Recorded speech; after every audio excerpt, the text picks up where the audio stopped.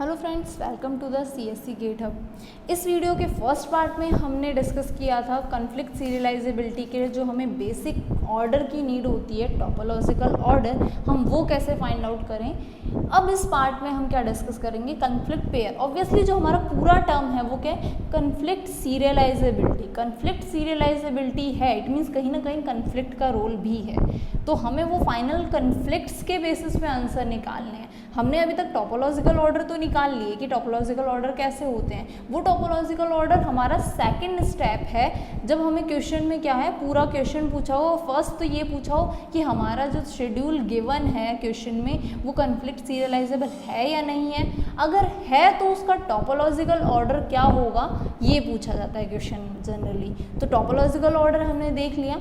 अब हम देखते हैं कॉन्फ्लिक्ट पेयर एंड देन हम करेंगे पूरा कंप्लीट मर्ज क्वेश्चन सॉल्व। तो कॉन्फ्लिक्ट पेयर की बात करें तो हमारे पास उससे पहले मैंने जो कॉन्फ्लिक्ट्स की वीडियो बनाई थी, अब प्रॉब्लम्स की, बेसिकली उसको प्रॉब्लम्स कहा गया था, लेकिन उन्हें जब हम शेड्यूल में बात करते तो उन्हीं को हम क्या कॉन्फ्लिक्ट बोल देते हैं। तो कौन कौन सी वो प्रॉब्लम्स थी हमारी, मेजर 3 तरह की प्रॉब्लम थी, read, write, write, read, write, right. ये 3 मेजर प्रॉब्लम्स थी हमारी जो हमने डिस्कस की थी। इन्हीं तीनों प्रॉब्लम्स को क्या बोला जाता है, कॉन्फ्लिक्ट भी कहा जाता है। जब यही तीनों प्रॉब्लम्स की हम बात करते हैं सीरियलाइजेबिलिटी के टर्म में, तो इन्हीं प्रॉब्लम्स को हम क्या बोलते हैं, ये तीनों प्रॉब्लम्स क्या थी, कंकरेंट एग्जीक्यूशन ऑफ ट्रांजैक्शन के टाइम पे जो प्रॉब्लम्स अकर होती हैं, ये वो 3 प्रॉब्लम्स हैं। इन्हीं प्रॉब्लम्स को जब हम सीरियलाइजेबिलिटी के टर्म में देखते हैं तो वो इन्हें क्या कह देते हैं, हम कॉन्फ्लिक्ट्स कह देते हैं। तो यही जो तीनों है ना, इन्हीं के कॉन्फ्लिक्ट्स के पेयर बनने होते हैं। तो बेसिकली कॉन्फ्लिक्ट पेयर क्या होता है, हमारे पास कोई इस तरह से एक कॉन्फ्लिक्ट गिवन है। यहाँ पे क्या है, रीड हो रहा है कोई एक डेटा आइटम, T1 क्या कर रही है, A को रीड कर रही है एंड T2 उसी पे क्या कर रही है, परफॉर्म राइट। ऑब्वियसली कॉन्फ्लिक्ट है, it means what, same data item access हो रहा है डिफरेंट ट्रांजेक्शन्स के थ्रू। तो यहाँ क्या है, रीड एंड देन राइट हो रहा है, ये कॉन्फ्लिक्ट है, हमें पता है ये कॉन्फ्लिक्ट है। अभी हम कॉन्फ्लिक्ट पेयर की बात कर रहे हैं। जब हम कॉन्फ्लिक्ट पेयर की बात करते हैं तो हमें क्या करना होता है, इक्वालिटी चेक करनी होती है कि क्या ये जो कॉन्फ्लिक्ट है इसको मैं रिवर्स में लिख दूं इस तरह से, तो क्या वो सेम रहेंगे शेड्यूल, ये और ये शेड्यूल जो है S1 एंड S2, ये एक दूसरे के इक्वल हैं या नहीं है। अगर ये इक्वल होंगे तो जब मैं नया ऑर्डर जनरेट करूँगी तो मैं उनको रिवर्स करके लिख सकती हूँ, वहाँ चांसेस हैं इनको रिवर्स करके लिखने के। लेकिन अगर ये इक्वल नहीं है उस केस में मैं इनको रिवर्स करके नहीं लिख सकती। तो उस केस में मैं क्या बोल दूंगी डायरेक्टली कि जो हमारा शेड्यूल 1 है वो शेड्यूल 2 के इक्वल नहीं है। अब हमें यहाँ क्या देखना है, देखो यहाँ पे क्या है, यहाँ पे भी रीड और राइट ऑपरेशन परफॉर्म हो रहे हैं, किस पे, ए डेटा आइटम पे। यहाँ पे भी रीड और राइट हो रहे हैं, बट किस में, ऑर्डर चेंज हो गया है। अब पहले क्या हो रहा है, राइट हो रहा है एंड देन क्या हो रहा है, रीड हो रहा है। हो सेम वही रहा है, ये ट्रांजेक्शन ने यहाँ रीड ही किया था, सेम T1 ने यहाँ भी रीड ही किया है, T2 ने राइट किया था, यहाँ सेम T2 ने राइट ही किया है। ऑपरेशन सेम है, हमने ऑपरेशन नहीं बदले, बस उनका ऑर्डर चेंज कर दिया है। एक शेड्यूल में ये ऑर्डर था, दूसरे में हमने क्या किया, ये ऑर्डर किया। तो अब क्या ये सेम है, then go to that 3 points जो हमने सीरियलाइजेबिलिटी के टाइम पे देखे थे, वही सेम यहाँ पॉइंट्स हमें यूज़ करने हैं। फर्स्ट पॉइंट क्या था, इनिशियल रीड, सेकंड था अपडेटेड रीड एंड थर्ड था फाइनल राइट। तो यहाँ हम देखते हैं जो हमारे ट्रांजैक्शन T1 है ये क्या कर रही है, इनिशियल रीड परफॉर्म कर रही है। इनिशियल रीड क्यों, क्योंकि इससे पहले जहाँ इसने A को रीड किया है, इससे पहले किसी भी ट्रांजैक्शन ने इसको क्या राइट नहीं किया है। फाइनल राइट कौन कर रहा है इसके ऊपर, T2, ठीक है, ये हमारा शेड्यूल 1 है। नाउ T2 अब भी फाइनल राइट कर रहा है, क्यों, क्योंकि इस राइट के बाद कोई और राइट ऑपरेशन नहीं है। तो फाइनल राइट तो हमारा एज इट इज़ है, जैसा इसमें है वैसा ही इसमें है। लेकिन जो रीड था अब वो क्या हो गया, T2 ने पहले अपडेट कर दिया है, उसके बाद T1 रीड कर रहा है। तो ये अब क्या हो गया, अपडेटेड रीड बन चुका है। अब ये क्या है, इनिशियल रीड नहीं रहा, अब ये अपडेटेड रीड बन चुका है। यहाँ ये इनिशियल रीड था, अब ये क्या है, अपडेटेड रीड है। मतलब रीड ऑपरेशन हमारा जो है वो अब चेंज हो गया है।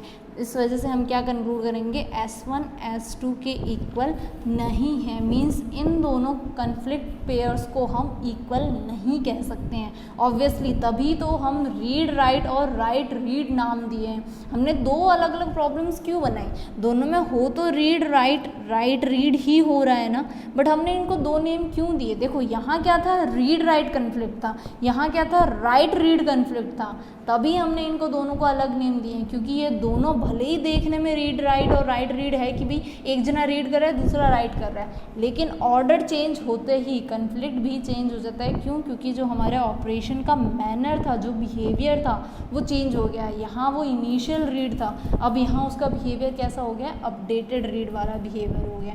तो जब हम ऑर्डर चेंज करते हैं शेड्यूल में तो जो आंसर है वो अपने आप क्या हो जाता है, वो भी चेंज हो जाता है।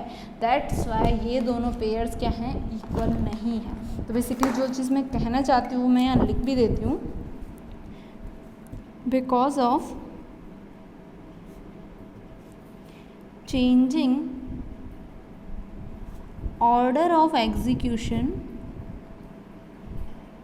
हमने यहाँ क्या किया है, बेसिकली एग्जीक्यूशन का ऑर्डर चेंज किया है। पहले रीड राइट था, उसको हमने बेसिकली हम ये भी बोलें तो पहले T1 एग्जीक्यूट हो रही थी अब और T2 उसके बाद हो रही थी। हमने यहाँ क्या किया, T2 को पहले एग्जीक्यूट किया देन T1 को। बेसिकली सीरियलाइजेबिलिटी के टर्म में हम यही करते थे ना, हमारे पास अलग अलग ट्रांजेक्शन गिवन है तो हम किसी एक ट्रांजेक्शन को पहले और फिर दूसरी को बाद में करते थे, और उसके बाद हम चेक करते थे कि हमारे जो फाइनल आंसर हैं वो चेंज हुए हैं या नहीं हुए हैं, किसके बेसिस पे, initial read, updated read and final right के बेसिस पे। तो यहाँ भी सेम वही है कि हमने इसको जस्ट एग्जीक्यूशन को चेंज कर दिया, ऑर्डर ऑफ एग्जीक्यूशन हमने क्या किया है, चेंज किया है। द रिजल्ट्स ऑफ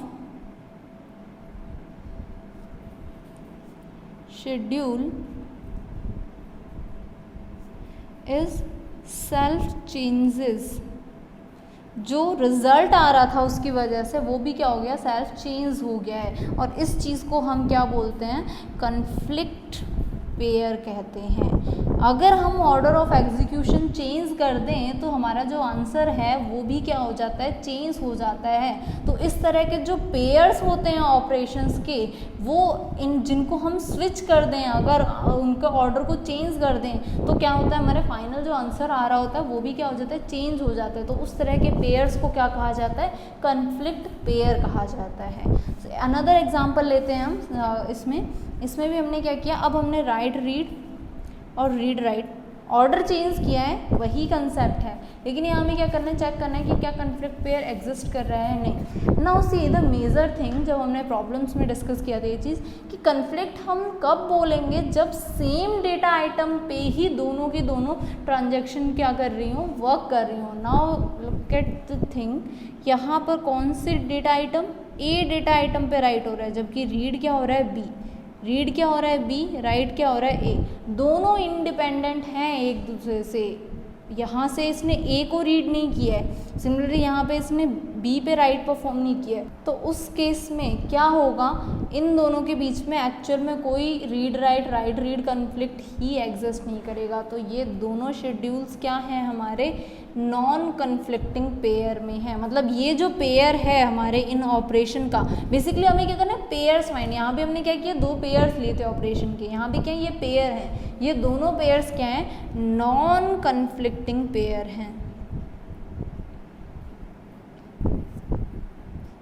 इन दोनों के केसेस में क्या है, नॉन कन्फ्लिक्टिंग पेयर है। अभी हमने ये कन्फ्लिक्टिंग और नॉन कन्फ्लिक्टिंग पेयर क्यों फाइंड आउट किए हैं, अभी हम जब कन्फ्लिक्ट सीरियलाइजेबिलिटी शेड्यूल पे स्विच करेंगे वहाँ इनका हमें यूज़ करना है। दैट्स वाई मैंने आपको पहले ही बता दिया कि किस तरह के कन्फ्लिक्ट्स होते हैं और किस तरह के नहीं होते हैं, ताकि फर्दर जब हम कन्फ्लिक्टिंग सीरियलाइजेबिलिटी पे जाएंगे तो वहाँ पे ये कन्फ्लिक्ट्स का हम यूज़ कर सकें। अब हम क्या करते हैं, मूव करते हैं फर्दर। कुछ केसेस लिए हैं मैंने इन शॉर्ट बताने के लिए, फर्दर हम न्यूमेरिकल्स पे जाने से पहले हम पहले कुछ केसेस देख लेते हैं कि क्या है। अगर आपके किसी शेड्यूल में रीड ऑपरेशन है, कोई एक ट्रांजैक्शन, यहाँ पे बेसिकली ये वही मैनर है जो मैं आपको कह रही थी कि हो सकता है वो टेबुलर फॉर्म में दें या इस तरह से सीक्वेंस में दें। तो ये क्या है, R1 is representing what, read operation, transaction T1 का रीड ए रिप्रेजेंट कर रहा है। 1 किस चीज़ को रिप्रेजेंट, ये नंबर किसको रिप्रेजेंट करता है, ट्रांजैक्शन नंबर को, और R किसको रिप्रेजेंट कर रहा है, रीड ऑपरेशन को। तो अगर कोई एक ट्रांजैक्शन रीड कर रही है एक किसी डेटा आइटम को और अनदर ट्रांजैक्शन भी उसको रीड कर रही है, देखो रीड रीड कभी भी कन्फ्लिक्ट नहीं होता है। दो जने एक साथ किसी डेटा को रीड कर रहे हैं तो उस केस में क्या है, वो कन्फ्लिक्ट नहीं है। प्रॉब्लम कब आती है, जब कोई राइट कर दे, तो हो सकता है कि दूसरा बंदा जब उसको वापस रीड करे तो उसे वो पुरानी वैल्यू ना मिलके कुछ और मिले। क्यों, क्योंकि किसी ने आके उसमें क्या कर दिया, अपडेशन कर दिया है। तो जब मल्टीपल पर्सन एक साथ रीड कर रहे हैं तो उसमें कोई कन्फ्लिक्ट नहीं होता। सिमिलरली यहाँ पे भी यही है कि multiple transaction same data item को सिर्फ रीड कर रहे हैं तो उस केस में वो क्या होगा, नॉन कन्फ्लिक्टिंग होगा। इन शॉर्ट में एक बार कन्फ्लिक्टिंग नॉन कन्फ्लिक्टिंग पेयर्स बता देती हूँ। अभी तो हमने जस्ट एक एग्जांपल लेके देखे थे, इस तरह से भी एक दो केसेस में हम डिस्कस कर लेते हैं। नेक्स्ट क्या है, सिर्फ रीड है तो कन्फ्लिक्टिंग पेयर नहीं है, लेकिन अगर कोई ट्रांजैक्शन, ये क्या है, T1 का रीड ऑपरेशन है किसके ऊपर, ए डेटा आइटम, और ये क्या है, T2 का राइट। ये 2 रिप्रेजेंट क्या कर रहा है, ट्रांजैक्शन T2। W क्या रिप्रेजेंट कर रहा है, राइट ऑपरेशन किसके ऊपर, ए डेटा आइटम के ऊपर। तो यहाँ पे हमारे पास बेसिकली क्या आ रहा है, R1A एंड W2A ये जनरेट हुआ है बेसिकली। तो ये क्या है, ये हमें अभी अभी हमने देखा है कि ये चीज़ क्या होती है, कन्फ्लिक्ट होता है। तो ये क्या है, रीड राइट कन्फ्लिक्ट है। तो ये क्या है, हमारे पास इस तरह का अगर पेयर आता है तो वो क्या होगा, डजेंट मैटर इनके बीच में कुछ भी आए। ये डैशेस मैंने इसलिए लगाए हैं कि हो सकता है, ऐसा ज़रूरी नहीं है कि आपको तुरंत ही मिल जाए। आपने ये रीड किया उसके तुरंत बाद आपको राइट मिल गया, हो सकता है इन बिटवीन ऐसे बहुत सारे ऑपरेशंस बीच में आए। लेकिन कन्फ्लिक्ट कब है, जब सेम डेटा आइटम के ऊपर किसी ने राइट कर दिया है। तो ये हमारा क्या बनेगा, कन्फ्लिक्ट पेयर बनेगा। ओके, नेक्स्ट क्या है, रीड किया है डेटा आइटम या राइट किया है। ट्रांजैक्शन T1 ने भले वो रीड करे या वो क्या कर रही है, राइट कर रही है किस पे, ए पे। अनदर ट्रांजैक्शन कहीं जाके रीड और राइट परफॉर्म कर रही है, लेकिन डेटा आइटम क्या है, यहाँ पर बी है और यहाँ पे क्या था, ए था। जब हमारे पास डेटा आइटम कॉमन नहीं है तो क्या वहाँ कन्फ्लिक्ट हो सकता है, नहीं हो सकता। तो ये इस तरह के पेयर क्या होंगे, नॉन कन्फ्लिक्टिंग पेयर होंगे। ओके, नेक्स्ट क्या है, नॉट नेसेसरी कि पहले रीड ऑपरेशन ही आए, हो सकता है पहले राइट आए, T1 क्या करे, राइट करे और फिर कहीं पे जाके कोई ट्रांजैक्शन अनदर T2 है जो कि उसको रीड करे। तो उस केस में भी क्या होगा, वो कन्फ्लिक्टिंग पेयर होगा। ओके, एंड लास्ट जो हमारी राइट प्रॉब्लम थी उसी के बेसिस पे क्या है, राइट कन्फ्लिक्ट है कि किसी एक ट्रांजैक्शन ने अगर राइट ऑपरेशन परफॉर्म किया है, उसी डेटा आइटम पे कोई दूसरी ट्रांजैक्शन भी राइट परफॉर्म कर दे तो भी वो क्या होगा, कन्फ्लिक्ट पेयर होगा। क्यों होगा, क्योंकि राइट के बाद राइट क्या कॉज करता है, लॉस्ट अपडेशन प्रॉब्लम कॉज करता है, जो हम प्रीवियस वीडियो में बहुत अच्छे से इनको समझ चुके हैं। प्रॉब्लम्स वाली वीडियो में हमने राइट रीड राइट में क्या क्या प्रॉब्लम्स होती हैं विद एग्जाम्पल हमने अच्छे से देखा था, जिसका लिंक मैंने डिस्क्रिप्शन में शेयर भी किया है। अगर आप लोगों ने वो नहीं देखा है देन आप वहाँ से डिस्क्रिप्शन में से उस लिंक के थ्रू आप उस वीडियो को देख सकते हैं, जहाँ हमने इन सभी कन्फ्लिक्ट्स को क्या विद एग्जाम्पल डिस्कस किया था। यहाँ जस्ट एक रिवीजन था। अब हम स्टार्ट करते हैं हमारे कन्फ्लिक्टिंग पेयर के बारे में चेक करना। तो टेस्ट करना शुरू करते हैं हम। कन्फ्लिक्टिंग पेयर है, अगर हमें उसे टेस्ट करना है तो हम किस तरह से टेस्ट करेंगे। So let's start. Conflict pair की कुछ कंडीशन एंड देन पहले हम शुरू करते हैं। मैंने स्टार्टिंग में कहा था हम इस पार्ट में क्या करेंगे, शेड्यूल लेंगे एंड देन उसका क्या करेंगे, ग्राफ ड्रॉ करने की कोशिश करेंगे।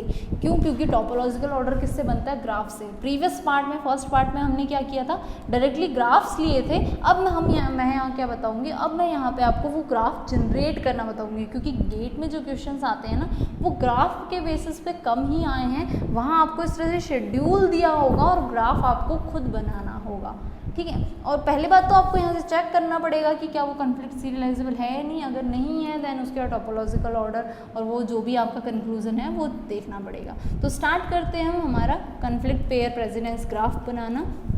इसे हम बेसिकली क्या बोलते हैं, प्रेसिडेंस ग्राफ बोलते हैं, जो हम बनाएंगे। तो ऑब्वियसली अगर कहीं पे आपको कन्फ्लिक्ट पेयर लेके आना है तो किस बेसिस पे, देखो क्या क्या थे हमारे पास conflict pair, read write, write read, and write write. इन तीनों में एक चीज़ देखो, इन तीनों में कॉमन क्या है, इन तीनों में से कॉमन तो राइट है, मतलब कि अगर कहीं पे भी कोई एक राइट भी परफॉर्म हो रहा है तो ही हमारे पास कन्फ्लिक्ट आएगा, उस अदरवाइज हमारे पास क्या है क्यों, क्योंकि रीड के बेसिस पे कभी कन्फ्लिक्ट नहीं आएंगे, सिर्फ रीड होंगे तो कन्फ्लिक्ट नहीं है। जैसे ही कोई राइट ऑपरेशन आया हो सकता है वो क्या कर दे, कन्फ्लिक्ट जनरेट कर दे। तो यहाँ कन्फ्लिक्ट की कंडीशन में यही है कि एटलीस्ट वन राइट ऑपरेशन तो होना ही चाहिए, उसके बाद भले कितने भी हों लेकिन एटलीस्ट एक राइट तो हमें चाहिए कन्फ्लिक्ट लाने के लिए। किस पे, सेम डेटा आइटम पे, और किसके थ्रू, डिफरेंट ट्रांजैक्शन के थ्रू।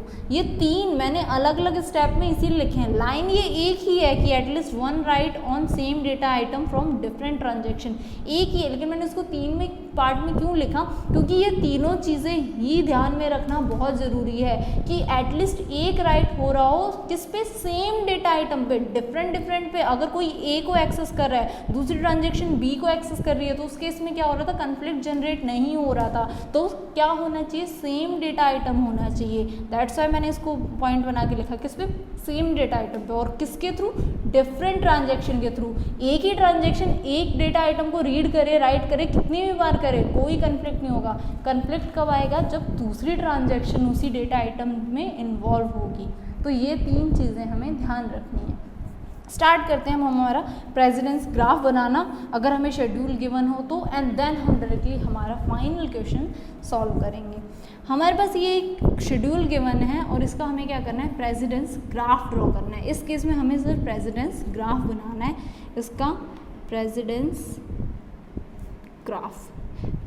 अगर ग्राफ हमारा साइक्लिक बना तो हम बोल देंगे डायरेक्टली कि उसका टोपोलॉजिकल ऑर्डर पॉसिबल नहीं है। एसाइक्लिक बनता है तो उस केस में हम उसका टोपोलॉजिकल ऑर्डर जनरेट करेंगे, जो कैसे करते हैं हमने इसके फर्स्ट पार्ट में ऑलरेडी देख लिया। तो इसका प्रेसिडेंस ग्राफ बनाते हैं। ये क्या है, R1, R1 इज रिप्रेजेंटिंग वो T1 के कोई ऑपरेशन है। इसको मैं दोनों ही तरीके से बताती हूँ आपको। चलो इसका मैं इस तरह से, देखो कितने हैं, 1, 2 एंड 3, तीन ट्रांजेक्शन है, T1, T2 and T3। Either आप इस तरह से बना के कर लो या फिर डायरेक्टली हम जो ग्राफ बनाएंगे हम वो भी डिस्कस करेंगे। तो एक तो इससे ये टेबल कैसे बनाए हम वो देखते हैं। टेबल कैसे, सबसे पहले क्या हुआ है, T1 ने क्या किया, रीड किया, तो मैंने यहाँ कर दिया रीड A। फिर क्या है, T2 ने राइट किया, 2 is representing what, transaction T2। तो क्या है यहाँ पर, T2 ने क्या किया है, राइट किया, तो राइट A। इस रीड के बाद T2 ने राइट किया, फिर उसके बाद T2 ने क्या किया, रीड किया है B को। उसके बाद क्या है, 1, ट्रांजेक्शन T1 ने क्या किया, राइट किया है B पे, एंड देन ट्रांजेक्शन T2 ने क्या किया, राइट किया है B पर, और उसके बाद एट लास्ट ट्रांजेक्शन T3 ने क्या किया है, राइट किया है A पर। ये हमारा बनेगा ट्रांजिशन की ट्रांजैक्शंस का जो टेबल होता है, शेड्यूल, वो ये है ट्रांजैक्शन का शेड्यूल S।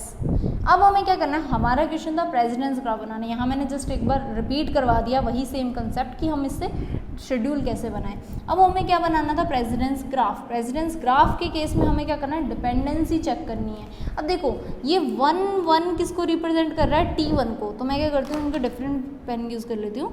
ये क्या है, T1 का ऑपरेशन है, ये भी किसका है, T1 का ऑपरेशन है। अब देखें तो ये क्या है, T2 और ये भी किसका है, T2 का, ये एक T3 का ऑपरेशन है। अब हमें इसमें क्या करना है, अब हमें चेक करना है कि डिपेंडेंसी कहाँ एग्जिस्ट कर रही है। क्यों, क्योंकि जो डायरेक्शंस बनेंगे हमारे ग्राफ के वो किसके ऊपर डिपेंड करेंगे, डिपेंडेंसी पे डिपेंड करते हैं। तो देखो T1 ने किसी को रीड किया और उसी सेम डेटा आइटम को किसने, T2 ने राइट किया है, मतलब रीड के बाद क्या हुआ है, राइट हुआ, और किस ऑर्डर में हुआ है, T1 से T2 की तरफ हुआ है। पहले रीड किसने किया, T1 ने, और देन उसके बाद राइट किसने किया है, T2 ने। इट मीन्स यहाँ पे हमारे पास क्या है, डिपेंडेंसी है, किस तरह से, T1 से T2 की तरफ की डिपेंडेंसी। ठीक है, अब यहाँ पे इसने T2 ने क्या किया, B को रीड किया है। ठीक है, B को रीड किया है, B अभी तक में कुछ नहीं हुआ था, लेकिन जिसे उसने रीड किया है उसको किसने राइट किया है, T1 ट्रांजैक्शन ने। मतलब अब हमारे पास क्या है, वही सेम रीड और राइट ही है, लेकिन ट्रांजैक्शन कौन सी है पहले, T2 ने रीड किया है और राइट किसने किया है, T1 ने। तो यहाँ पे भी हमारे पास क्या है, डिपेंडेंसी है, किस डायरेक्शन में, T2 से T1 की तरफ। ओके, फिर सेम B पे, इसी B पे T2 ने भी रीड किया है, जिसके ऊपर राइट किसने किया था, T1 ने। देखो यहाँ T2 है, ये भी T2 है, तो कभी भी हमने क्या बोला था, कभी भी सेल्फ लूप कभी नहीं आएगा, कोई भी ट्रांजैक्शन खुद में कन्फ्लिक्ट कभी क्रिएट नहीं करेगी। तो हम सेम ट्रांजैक्शन का पेयर नहीं बनाएंगे, यहाँ पे डिफरेंट है, ये 1 है, ये 2 है, इसने क्या किया, राइट किया, सेम डेटा आइटम पे इसने भी राइट किया, तो यहाँ पे भी क्या हुई, डिपेंडेंसी, किस तरह से, T1 से T2 की तरफ। अब ये क्या है, T3 क्या कर रही है, राइट कर रही है A को, जिसको यहाँ पे किसने रीड किया था, T1 ने, और उसके ऊपर राइट भी परफॉर्म किया हुआ है किसने, T2 ने भी। तो यहाँ से क्या क्या तरह की डिपेंडेंसी, एक तो T1 से T3 की तरफ और एक T2 से T3 की तरफ। तो क्या क्या बने, एक तो T1 से T3 और एक क्या बना, T2 से T3। ये दो डिपेंडेंसी बनी। तो मैं ग्राफ बनाऊंगी तो वो इन डिपेंडेंसीज के बेसिस पे, आइदर आप यहाँ पे इस तरह से देख लो, अगर टाइम बचा गेट में बेसिकली यहीं से डायरेक्टली देखने की कोशिश करना, क्यों, क्योंकि ये बनाओगे देन आप उसके बाद चेक करोगे तो थोड़ा टाइम लग जाएगा, बट स्टिल गेट में टाइम होता भी है। अगर आपको श्योरिटी चाहिए, यहाँ बाई चांस आप कुछ भूल जाओ तो उस केस में आप ये शेड्यूल बना के भी ग्राफ बना सकते हो, कोई प्रॉब्लम नहीं है। तो ये हमने भी बनाया, अभी मैं इसका ग्राफ बनाऊंगी। यहाँ से हम कैसे करेंगे वो भी डिपेंडेंसीज देख लेते हैं। तो देखो यहाँ पे A और A के बीच में क्या है, कन्फ्लिक्ट है, मतलब T1 से T2 का एक हमें मिल गया। नेक्स्ट इसी डेटा आइटम पे यहाँ रीड और यहाँ राइट, क्या मिला, T2 से T1 की तरफ। अब इसी पे इसने क्या किया है, राइट किया और उसने क्या किया, रीड किया। क्या डायरेक्शन मिली हमें, T1 से T2। T1 से T2 हम ऑलरेडी देख चुके हैं, यहाँ भी आप वापस नहीं लिखते तो भी कोई दिक्कत नहीं है, वो आपको याद रहे इसलिए। यहाँ पे भी ये आप चाहो तो वापस लिख लो, ऑलरेडी हम बना भी चुके हैं तो कोई दिक्कत नहीं है। सेम A के ऊपर किसने किया था, यहाँ पे डिपेंडेंसी एक इसी रीड से, ये जो हमने रीड किया है इसी को, रीड को कौन, ये T3 भी राइट कर रहा है, तो T1 से T3 भी मिला, और एक सेम राइट के बाद ये T2 से T3, ये जो लास्ट हमने निकाले थे वो। अब इसके बेसिस पे हमें क्या करना है, डायग्राम। तो हमारे पास कितनी ट्रांजैक्शन है, 3 ट्रांजैक्शन है, T1 T2 एंड T3, मैंने सारे नेम्स लिख लिए। अब हमें क्या करनी है, ग्राफ बनाना है। तो क्या क्या डिपेंडेंसीज आई थी हमारे पास, T1 से T2 की तरफ एक एरो जाएगा, पहली डिपेंडेंसी क्या थी, T1 से T2 की। नेक्स्ट क्या है, T2 से T1, मतलब रिवर्स। एंड देन यहाँ क्या मिला था, T1 से T2, T1 से T2 हो चुका है हमारा ऑलरेडी। देन T2 से T3 की तरफ और T1 से T3 की तरफ। यहाँ से भी देखोगे तो सेम यही ग्राफ मिलेगा आपको। नाउ सी, इस केस में हमने जो ग्राफ बनाया है ये किस तरह का ग्राफ है, यहाँ पे साइकिल जनरेट हो रहा है, तो ये क्या है, एक साइक्लिक ग्राफ है। तो साइक्लिक ग्राफ हमारा जनरेट हुआ है इस गिवन शेड्यूल के लिए। तो ये होता है प्रेसिडेंस ग्राफ आइडेंटिफाई करना, अगर आपको शेड्यूल गिवन हो तो। अब हम स्टार्ट करते हैं हमारा क्वेश्चन सॉल्व करना। टेस्टिंग ऑफ S1 या S2 कन्फ्लिक्ट इक्वल है या नहीं है, और डायरेक्टली क्वेश्चंस पे आते हैं जो हमने अभी तक में डिस्कस किए थे। ये क्वेश्चन जो आया है, ये जो हम अभी डिस्कस करेंगे, ये क्वेश्चन क्या है, 2008 के क्वेश्चन, मतलब 2008 में ये क्वेश्चन पूछा गया था। उससे पहले हम थोड़ा सा ब्रीफ ये देख लेते हैं कि टेस्टिंग कैसे परफॉर्म की जाती है। देन हम क्या करेंगे, ये 2 एग्जांपल्स डिस्कस करेंगे। ओके, टेस्टिंग के लिए बेसिकली क्या है, प्रेसिडेंस ग्राफ हमें जो हमने अभी देखा, हम उस प्रेसिडेंस ग्राफ को चेक करेंगे। अगर वो प्रेसिडेंस ग्राफ जो है उस शेड्यूल का, जो भी शेड्यूल आपको गिवन है उसका प्रेसिडेंस ग्राफ जो हमने अभी जनरेट किया है, वो अगर साइक्लिक है तो हमारा जो वो S है ना, जो गिवन शेड्यूल है, वो क्या है, कन्फ्लिक्ट सीरियलाइजेबल नहीं है। क्वेश्चन क्या होता है, जो हमने ये अभी क्वेश्चन डिस्कस किया, यहाँ पे अभी तो हमने इस क्वेश्चन में सिर्फ प्रेसिडेंस ग्राफ दिया था। अगर यहाँ क्वेश्चन क्या पूछा होता, check whether given schedule is conflict serializable or not, conflict serializable और नॉट। तो उस केस में आपका यहाँ आंसर क्या आता, हमारा जो ग्राफ बना वो किस तरह का बना, साइक्लिक। जैसे ही आपका ग्राफ साइक्लिक बना आप क्या आंसर कंक्लूड करते, ये क्या है, नॉट अ कन्फ्लिक्ट सीरियलाइजेबल। मतलब ये जो हमारा शेड्यूल है ये कन्फ्लिक्ट सीरियलाइजेबल नहीं है, ये इसका आंसर होता। तो यहाँ पे फर्स्ट स्टेप क्या है, यही है कि अगर आप प्रेसिडेंस ग्राफ जो बना रहे हो उस प्रेसिडेंस ग्राफ में जो अगर ग्राफ में कोई साइकिल आता है तो डायरेक्टली आप क्या कर सकते हो, कंक्लूड कर सकते हो कि वो क्या है, कन्फ्लिक्ट सीरियलाइजेबल नहीं है। सेकंड क्या है ऑप्शन, अगर शेड्यूल एस है वो कन्फ्लिक्ट सीरियलाइजेबल शेड्यूल है if and only if precedence graph is acyclic. ये तो ऑब्वियसली इसका जस्ट रिवर्स है। अगर आपका प्रेसिडेंस ग्राफ असाइक्लिक है तो वो क्या है, कन्फ्लिक्ट सीरियलाइजेबल है। कन्फ्लिक्ट सीरियलाइजेबल है तो उस केस में conflict equal serial schedule are topological of acyclic precedence graph. यानी कि जो हमने टोपोलॉजिकल ऑर्डर बनाना देखा था लास्ट क्वेश्चन, लास्ट पार्ट में, वो उसके लिए पॉसिबल है। ऑब्वियसली हमारा टोपोलॉजिकल ऑर्डर किस ग्राफ के लिए था, डायरेक्टेड असाइक्लिक ग्राफ्स के लिए हमारा टोपोलॉजिकल ऑर्डर है। अगर वो असाइक्लिक ग्राफ है तो डेफिनेटली वो टोपोलॉजिकल ऑर्डर भी उसका पॉसिबल है। अब हम क्वेश्चन देखते हैं, क्वेश्चन पहले डिस्कस करते हैं। ये 2008 में ये क्वेश्चन पूछा गया था, गेट 2008 का क्वेश्चन है, जिसमें क्या है, 3 शेड्यूल्स गिवन है और ये पूछा गया है कि क्या ये schedules S1, S2 and S3, S1, S2 and S3 are conflict equal और नॉट। मतलब जो इनमें ऑपरेशंस परफॉर्म हो रहे हैं वो उसी मैनर में हो रहे हैं, नहीं, शेड्यूल्स अलग अलग हैं लेकिन उनके ऑपरेशंस क्या हैं, क्या सेम मैनर में हो रहे हैं, क्या उनसे कोई प्रॉब्लम्स तो नहीं जनरेट हो रही हैं। सेम यहाँ पे वही चीज़ें हम चेक करेंगे जो हम प्रेसिडेंस ग्राफ बनाने के लिए डिपेंडेंसीज देखते थे उसी के अकॉर्डिंग।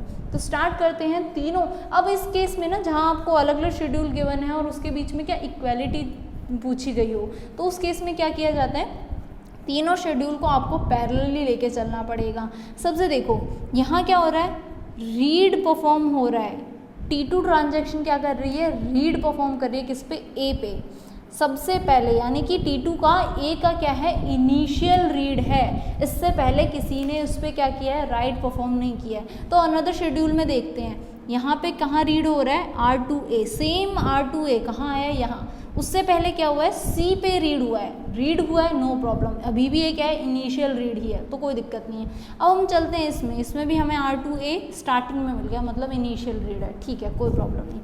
आगे देखते हैं, अब क्या है यहाँ पे W2A, सेम ट्रांजेक्शन है, देखो रीड भी ट्रांजैक्शन T2 ने किया था, राइट भी किसने किया है, ट्रांजैक्शन T2 ने ही किया है। मतलब पहला जो यहाँ राइट है वो किसने, ट्रांजैक्शन T2 ने किया है, रीड के बाद यहाँ राइट। अभी ये कन्फ्लिक्ट नहीं है, क्यों, क्योंकि ट्रांजैक्शन सेम है, 2 ने ही रीड किया है, T2 ने ही क्या किया है, राइट परफॉर्म किया है।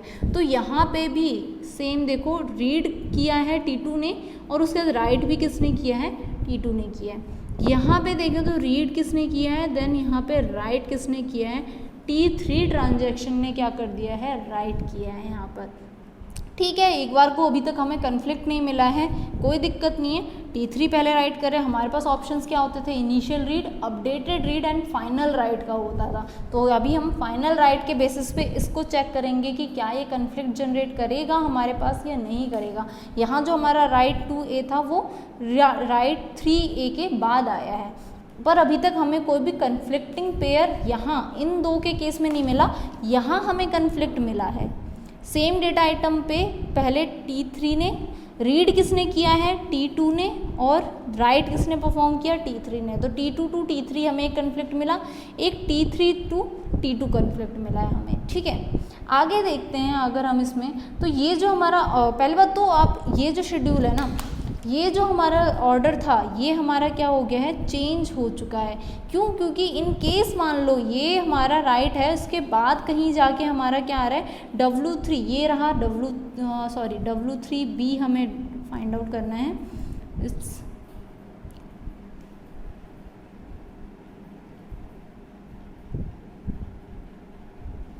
ये जो W3A है ये हमें देखना है, W3A ये रहा, ये जो W3A है ये इस W2A के बाद में आकर हुआ है। जबकि यहाँ पे it means it might possible कि ये हमारा फाइनल हो सकता है। हमने अभी तक आगे रीड नहीं किया, हम इसके बेसिस पे हमने शेड्यूल में W3A को फाइंड किया, लेकिन ये तो डेफिनेट था कि W2A यानी कि ट्रांजैक्शन 2 जो राइट कर रहा है वो फाइनल नहीं बनेगा। क्यों? क्योंकि उसके बाद किसी अदर ट्रांजैक्शन ने उस डेटा आइटम पे राइट किया है, तो यहाँ वो जो राइट है वो क्या हो गया है, चेंज हो गया। तो ये जो ऑर्डर थे ये दोनों क्या है, कन्फ्लिक्टिंग पेयर है। राइट भी क्या, हमारे पास कन्फ्लिक्टिंग पेयर्स कौन से होते थे, read write read and right.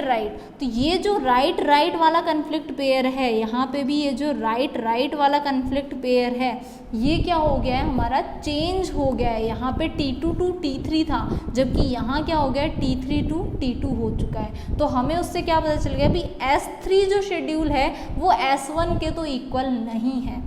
ठीक है, हमारे पास इसमें क्या है, S3 जो है वो S1 के इक्वल नहीं है, ये हमें पता चल गया। तो अब हम S1 को किससे, S2 से चेक करके देखते हैं। It might possible S2 S3 के इक्वल हो सकता है चेक, अभी हम पूरा भी चेक करेंगे, बट S1 के इक्वल तो नहीं है। लेकिन अगर ये S1 S2 के इक्वल नहीं आता है तो हम S2 को S3 के इक्वल चेक करेंगे। क्यों? क्योंकि ये तो हमें पता चल चुका है कि S1 S3 के इक्वल नहीं है। तो अगर S1 S2 के इक्वल हो गया तो वहाँ से हम डायरेक्टली क्या कंक्लूड कर देंगे कि S2 भी S3 के इक्वल नहीं है। क्यों? क्योंकि S1 नहीं है। अगर S1 S2 के इक्वल नहीं आता है तो हम चेक करेंगे कि क्या S2 S3 के इक्वल है। तो अब हम स्टार्ट करते हैं। S1 का S3 से कंपैरिजन अब हम नहीं करेंगे। क्यों? क्योंकि कन्फ्लिक्टिंग पेयर का ऑर्डर चेंज हो चुका है। आगे देखते हैं, यहाँ तक राइट टू A तक हमारा ऑर्डर सही था, नो प्रॉब्लम। आगे देखेंगे तो क्या हुआ है, यहाँ पे हमारा रीड परफॉर्म हुआ है C पे। इस C पे ट्रांजैक्शन T3 ने रीड किया और इससे पहले किसी अदर ट्रांजैक्शन ने इसको राइट नहीं किया है। इट मीन्स ये T3 का जो रीड है ये क्या होना चाहिए, इनिशियल रीड होना चाहिए। तो हम इसमें देखते हैं, इस ट्रांजैक्शन में जो हमारा ये रीड है सबसे पहले है, ये रहा R3C, इनिशियल रीड है, नो प्रॉब्लम, सबसे पहले आया है, मतलब इससे पहले तो वैसे भी कोई ऑपरेशन नहीं है। तो ये भी दोनों सही हैं अभी हमारे पास। आगे देखते हैं राइट टू B का। इस B पे अभी तक किसी ने भी क्या रीड और राइट परफॉर्म नहीं किया है। ठीक है, यहाँ पे भी हमें क्या मिला, यहाँ पे राइट टू B मिला है और इससे पहले किसी ने भी B पे रीड या राइट परफॉर्म नहीं कर रखा। इट मीन्स ये दोनों भी अपने सेम प्लेस पे हैं, नो प्रॉब्लम। भले ही ऑर्डर आगे पीछे हो रहे हैं लेकिन अभी भी देखो, इस राइट से पहले B के ऊपर कोई रीड या राइट नहीं था, यहाँ पे भी इस राइट से पहले B के ऊपर कोई भी रीड या राइट नहीं है। तो अभी तक ये दोनों भी हमारे क्या हैं, सेफ चल रहे हैं। आगे देखते हैं हमारा राइट 3A, ये हमने इसके लिए देखा था, इसके लिए अभी तक नहीं देखा है। तो यहाँ देखें तो राइट 3A और राइट 3A हमें कंटिन्यू सीक्वेंस में मिला है। तो जब हमें कोई चीज़ सीक्वेंस में मिल जाए ना तो उस टाइम पे आपको उसके लिए वरी करने की नीड नहीं है, एज इट इज सीक्वेंस में है, मतलब दोनों सेम है। आगे चलते हैं, राइट 3C, C पे राइट परफॉर्म किया है। इससे पहले किसने रीड किया था, ट्रांजैक्शन T3 ने ही रीड किया है और किसी ने नहीं किया है। तो यहाँ पे भी देखते हैं, हम क्या देख रहे थे, राइट 3C, यहाँ पे कहाँ है, ये रहा राइट 3C सबसे लास्ट में। तो अब हमें देखना है क्या इस C से पहले किसी अदर ट्रांजैक्शन ने C पे रीड या राइट परफॉर्म किया अदर देन T3 ने ही यहाँ रीड किया है, यहाँ पे भी T3 ने रीड किया है। अब हमें देखना है कि इन दोनों के बीच में किसी अदर ट्रांजैक्शन का राइट ऑपरेशन तो नहीं आया है।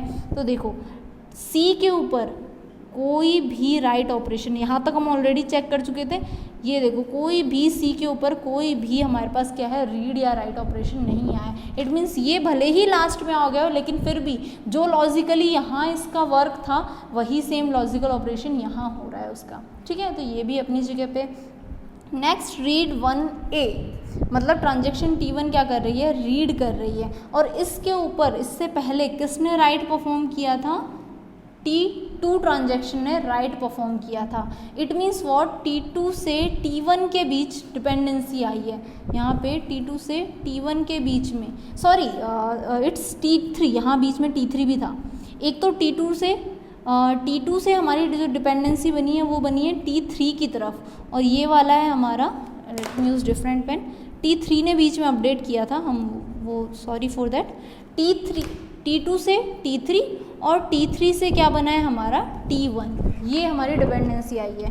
ये वाली क्या थी, T2 से यहाँ पे राइट A और यहाँ पे भी राइट ए, T2 से T3, और यहाँ क्या आया था T3 टू T1। तो यहाँ पे भी हमारे पास क्या होना चाहिए, यही डिपेंडेंसी होनी चाहिए। तो देखते हैं हम, राइट टू ए के बाद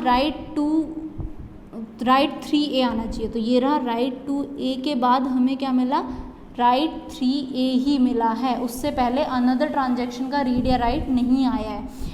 इस राइट 3 यानी कि T3 के राइट के बाद कौन रीड करेगा उसको, T1 रीड करेगा। तो T3 के राइट के बाद किसने रीड किया है, T1 ने ही रीड किया है, नो प्रॉब्लम। तो ये दोनों चीज़ें हमारी इसमें सेट हैं अभी भी। नेक्स्ट देखते हैं रीड 1B को। रीड 1B, क्या B के ऊपर इससे पहले कोई ऑपरेशन हुआ है, तो हाँ हमारे पास B के ऊपर यहाँ पे T2 ने, यानी कि यहाँ से हमारे पास क्या dependency I, T2 to T1, यानी कि T2 ने जो राइट किया है उसको लेटेस्ट किसने रीड किया है, T1 ने। तो T2 टू T1 हमें चेक करना है इसमें एग्जिस्ट कर रही है नहीं, यानी कि B के ऊपर जो राइट B के ऊपर रहा, ये रहा हमारा राइट, इसको लेटेस्ट कौन रीड करेगा, T1 रीड करेगा। तो ये रहा T1 का रीड। क्या इसके बीच में किसी अदर ट्रांजेक्शन ने रीड किया है, नहीं, इसके बीच में कोई रीड आया ही नहीं है B पे, सिर्फ ये आया है। तो ये रही हमारी ये dependency T2 to T1 exist कर रही है यहाँ पे भी। तो ठीक है, ये भी हमारा सही है। आगे हम देखते हैं राइट 1A। राइट 1A है किसके बाद, क्या इस A पे किसी ने और परफॉर्म किया है, T3 ने राइट परफॉर्म किया था और उसको किसने, T1 ने रीड किया था, ये हम ऑलरेडी देख चुके हैं। इस रीड के बाद इस A ट्रांजैक्शन T1 ने रीड किया है और T1 ने ही क्या किया है, राइट किया है। मतलब इस रीड के बाद T1 का ही राइट आना चाहिए, इन बिटवीन कोई दूसरी ट्रांजैक्शन राइट नहीं करनी चाहिए। तो देखो यहाँ पे हमारे पास T1 का रीड है, क्या इस T1 के रीड और उसके राइट के बीच में हमारे पास कोई और ऐसी ट्रांजैक्शन आई है जिसने A पे राइट परफॉर्म किया है, तो नहीं।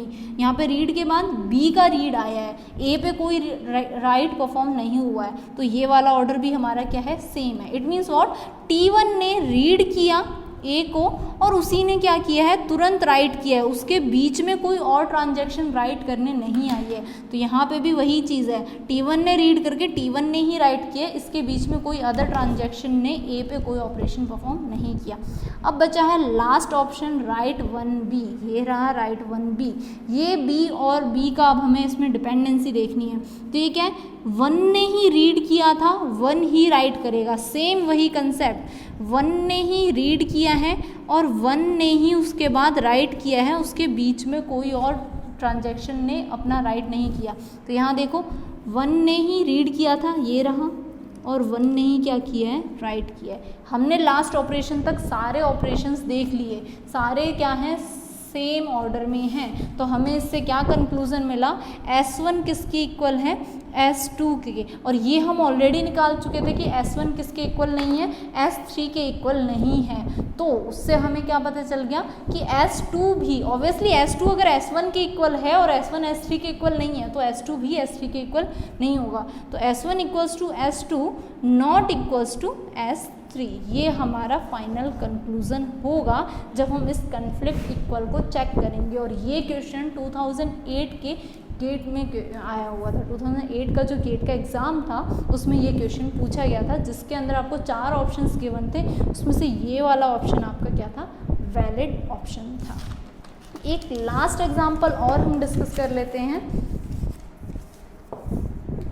ये फाइनल क्वेश्चन में डिस्कस करूँ, मैंने आपको स्टार्टिंग में कहा था हम एक फाइनल क्वेश्चन डिस्कस करेंगे जिसमें हम चेक करेंगे कि वो कन्फ्लिक्ट सीरियलाइजेबल है या नहीं है। उसके लिए हमने क्या देखा था कि हम क्या करेंगे, प्रेसिडेंस ग्राफ बनाएंगे। अगर ग्राफ में साइकिल एग्जिस्ट नहीं कर रहा है तो वो क्या है, कन्फ्लिक्ट सीरियलाइजेबल है। अगर साइकिल एग्जिस्ट कर रहा है तो वो क्या है, कन्फ्लिक्ट सीरियलाइजेबल नहीं है। अगर हमारे इस ग्राफ में साइकिल आया तो ये दोनों ऑप्शंस के लिए आंसर नहीं होंगे हमारे पास। क्यों, क्योंकि टोपोलॉजिकल ऑर्डर भी किसका पॉसिबल है, सिर्फ और सिर्फ असाइक्लिक ग्राफ का पॉसिबल है। तो हम ये क्वेश्चन सॉल्व करते हैं, ये क्वेश्चन भी गेट में पूछा गया है। तो ये क्वेश्चन स्टार्ट करते हैं हम और इसको सॉल्व करते हैं। अब हमें प्रेसिडेंस ग्राफ बनाना है। हमने अभी थोड़ी देर पहले देखा था प्रेसिडेंस ग्राफ हम कैसे बनाते हैं। सो फटाफट से इस क्वेश्चन को हम क्या कर लेते हैं, सॉल्व कर लेते हैं। प्रेसिडेंस ग्राफ बनाना है, इट मीन्स व्हाट, हमें डिपेंडेंसीज देखनी है। तो रीड है, नो प्रॉब्लम, राइट हुआ है बी पे, जिसको अभी तक किसी ने रीड नहीं किया। अब ये है हमारे पास पहला कन्फ्लिक्टिंग पेयर मिला राइट रीड का, किस डायरेक्शन में, T1 से T2 की तरफ। पहले तो हम ट्रांजेक्शन देख लेते हैं कितनी है, 1 2 3 4 एंड 5 हमारे पास क्या है, ट्रांजेक्शन्स हैं। तो मैं उनको लिख लेती हूँ, पहले वर्टेक्स बना लेती हूँ। क्यों? क्योंकि हमें प्रेसिडेंस ग्राफ बनाना है। T1 T2 T3 T4 and T5, ये मैंने सारे वर्टिसेस लिख लिए। पहली डिपेंडेंसी हमें मिली 1 से 2 की तरफ, तो मैं क्या कर देती हूँ, एरो बना देती हूँ T1 to T2। नेक्स्ट देखें तो जिस पे इसने राइट परफॉर्म किया था T1 ने, उसी को किसने, 4 ट्रांजेक्शन T4 ने भी रीड किया है। तो क्या मिली हमें, T1 to T4 डिपेंडेंसी मिली है। तो T1 to T4 की डिपेंडेंसी हो गई। नेक्स्ट हमेशा हम राइट के बेसिस पे, क्यों? क्योंकि कन्फ्लिक्ट कौन जनरेट करता है, राइट ही करता है, तो हम उसी अकॉर्डिंग देखेंगे। आगे क्या है, ट्रांजेक्शन T2 ने राइट परफॉर्म किया है C पे, जिसको रीड किया है किसने, ट्रांजेक्शन 5 ने। तो ये वाली डिपेंडेंसी क्या हुई हमारी, T2 से T5 की तरफ। तो let me draw like that, इस तरह से ड्रॉ कर लेती हूँ। T2 से T5 की तरफ डिपेंडेंसी आई है। नेक्स्ट ये जो राइट है, C के ऊपर क्या कोई और रीड है, नहीं, C के ऊपर आगे कोई और रीड नहीं है। उसके बाद राइट परफॉर्म हुआ है किस पे, E पे, T4 ने राइट किया है, जिसको रीड किसने किया है, 5 ने। मतलब क्या डिपेंडेंसी मिली हमें, T4 से T5 की तरफ। तो T4 से T5 में भी हमारे पास क्या है, डिपेंडेंसी। एंड देन B पे राइट परफॉर्म हुआ है हमारे, T5 ने हमारा राइट परफॉर्म किया है, और जिसको B को क्या किसी ने रीड किया था इससे पहले, B को ट्रांजेक्शन T2 ने रीड किया था एक तो T2 से T5 तो हम ऑलरेडी बना चुके हैं। और कोई थी जिसने right, here is the right, T1 ने क्या किया है, B के ऑपरेशंस, B डेटा आइटम के ऑपरेशन देखे तो क्या है, T1 ने राइट किया था, जिसके ऊपर किसने, T5 ने भी राइट किया। तो कौन सा कन्फ्लिक्ट मिला हमें, WW, राइट। और किस डायरेक्शन में मिला है, T1 से T5। क्यों? क्योंकि पहले किसने किया था, T1 ने राइट किया था, जिसके बाद किसने, T5 ने राइट किया। तो T1 to T5 ये हो गए हमारे लास्ट ऑपरेशन तक हमने देख ली डिपेंडेंसीज। इतनी डिपेंडेंसीज हमें मिली हैं और हमारा जो ग्राफ बना है वो ये बना है।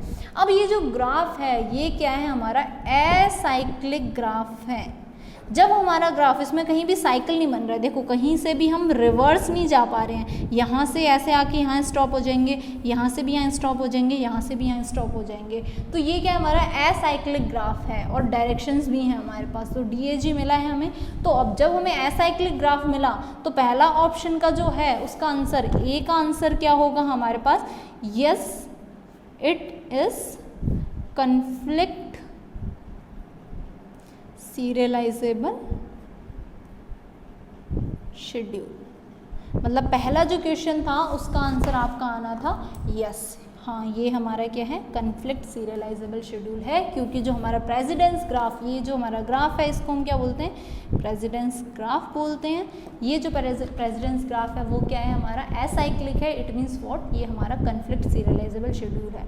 अब जब ये कन्फ्लिक्ट सीरियलाइजेबल शेड्यूल है तो सेकंड क्वेश्चन उनका था गेट में, ये क्वेश्चन में सेकंड पूछा था, how many serial schedules conflict equal to S, मतलब कितने सीरियल शेड्यूल क्या हैं उसके कन्फ्लिक्ट इक्वल हैं। अभी जस्ट हमने प्रीवियस एग्जांपल जो देखा था उसमें हम क्या कर रहे थे, कन्फ्लिक्ट इक्वल चेक कर रहे थे, जिसमें 3 schedule S1 S2 S3 given थे और उसको हमने क्या किए थे, चेक किया था कि वो तीनों इक्वल हैं या नहीं। अब हमें यहाँ पे शेड्यूल तो एक ही गिवन है, लेकिन इन्होंने उसके बाद पूछ लिया कितने शेड्यूल उसमें से कन्फ्लिक्ट इक्वल हैं। तो ये कैसे पता चलता है, यूजिंग टोपोलॉजिकल ऑर्डर, जो हमने फर्स्ट पार्ट में डिस्कस किया था। टोपोलॉजिकल ऑर्डर जितने आएंगे उतने ही क्या बनेंगे, कन्फ्लिक्ट इक्वल शेड्यूल्स बनते हैं। तो हम इसका देखते हैं इसके कितने टोपोलॉजिकल ऑर्डर पॉसिबल हो सकते हैं। टोपोलॉजिकल ऑर्डर बनाना है, it means what, in degree की जिसकी 0 है उसके अकॉर्डिंग हमें क्या करना है, हमारा ऑर्डर जनरेट करना है। अब देखो यहाँ पे T3 एक ऐसा वर्टेक्स है जिसकी इन डिग्री हमेशा 0 रहेगी, मतलब T3 कभी भी कहीं भी पुट हो सकता है। यहाँ पे हम पहले T1 को डिलीट कर सकते हैं या T3 को कर दें, तो मतलब T3 हर जगह चांसेस हैं। अगर मैं T1 को कर दूं तो हमारे इनकमिंग एजेस इनकी डिलीट हो जाएंगी, तो क्या आ जाएगा, T2 आ जाएगा। लेकिन T1 और T2 के बीच में भी T3 आ सकता है, मतलब T3 हमारा इंडिपेंडेंट है। T3 बेसिकली कहीं भी किसी भी जगह पे आ सकता है। तो हम क्या करेंगे, T3 को बाद में पुट करेंगे, उसके अकॉर्डिंग हम पॉसिबिलिटी बनाते हैं। एक बार जो बचा हुआ ग्राफ है उसके अकॉर्डिंग हम देखते हैं। तो इस ग्राफ में कौन सा वर्टेक्स है जिसकी इन डिग्री 0 है, T1 की। तो सबसे पहले तो क्या आएगा, T1 आएगा। जैसे ही T1 आया, हमने T1 को डिलीट किया तो ये सारे वर्टेक्स भी क्या हो जाएंगे, डिलीट हो जाएंगे। ये सारे वर्टेक्स एजेस हैं वो भी डिलीट हो जाएंगे। T1 वर्टेक्स के डिलीट होते ही ये एजेस डिलीट हो गई। इन एजेस के डिलीट करने के बाद कौन सा ऐसा वर्टेक्स बचा जिसकी क्या है, इन डिग्री 0 हो जाएगी। तो देखो T2 और T4 ये दोनों ऐसे वर्टेक्स होंगे जिनकी इनकमिंग एजेस नहीं रहेंगी, यानी कि इन डिग्री 0 हो जाएंगे। तो T1 के बाद दो ऑप्शन है हमारे पास, T2 एंड T4।